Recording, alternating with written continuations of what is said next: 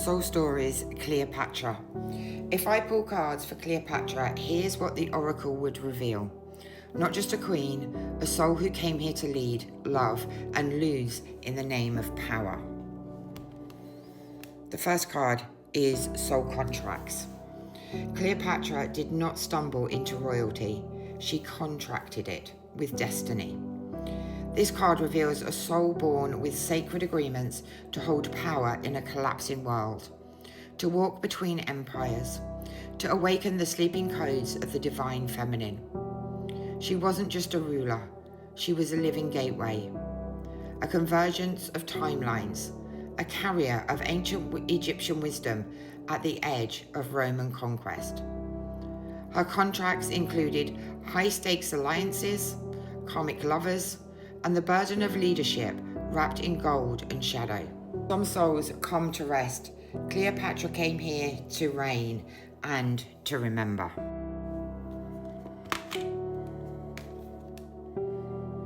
Divine Feminine. Cleopatra embodied the divine feminine, not as a performance, but as a force of nature. Her sensuality wasn't manipulation, it was magnetism. Her beauty wasn't a tool, it was a transmission. Trained in the mysteries, fluent in multiple languages, master of diplomacy, astrology, and ceremony. She didn't just play the part of queen, she was the temple. And yet, her radiance became her threat. The world was not ready for a woman who could wield sexuality, strategy, and soul power at once. History rewrote her. The priestess became a seductress, the queen became a warning, but the oracle remembers the truth. Inner power. Inner power is the authority she cultivated in silence, through ritual, wisdom, and fierce devotion to her path. She didn't need to dominate to command attention. Her power lived in her eyes, her voice, her essence. Energetic sovereignty reminds us that even the most powerful woman must constantly guard her field when surrounded by manipulation, projection, and political hunger. Cleopatra was not just defending a throne, she was defending her frequency.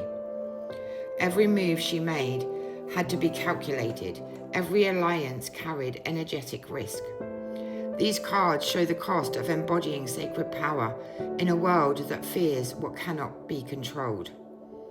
And they remind us that sovereignty is not just about land or title, it's about the unshakable knowing of who you are, even when the world tries to rewrite you.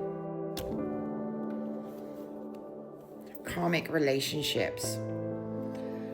Her lovers were not random, they were contracts in motion. Caesar, Antony, men written into her stories, not just for passion or politics, but as a catalyst of fate. These were karmic relationships, alchemical, dangerous, transformative. Cleopatra gave her heart with purpose. She knew the cost. This card reveals how karmic love can elevate or destroy, and how a queen can still fall from grace in the name of something that looks like love. Cleopatra was not naive.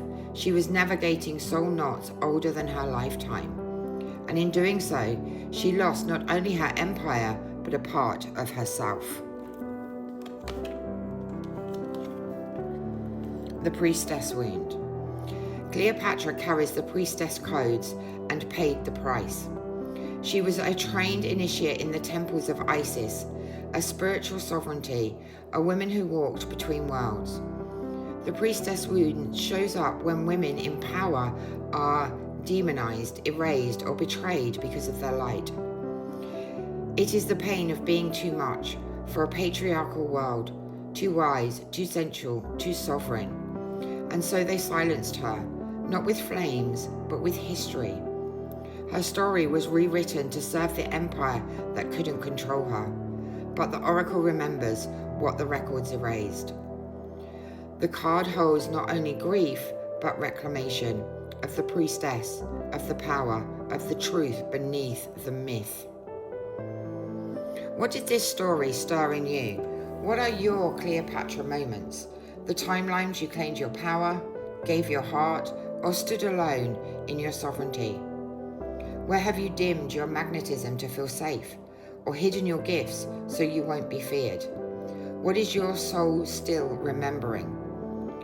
Drop an emoji if you feel her in you, or drop an emoji if you're still reclaiming your temple.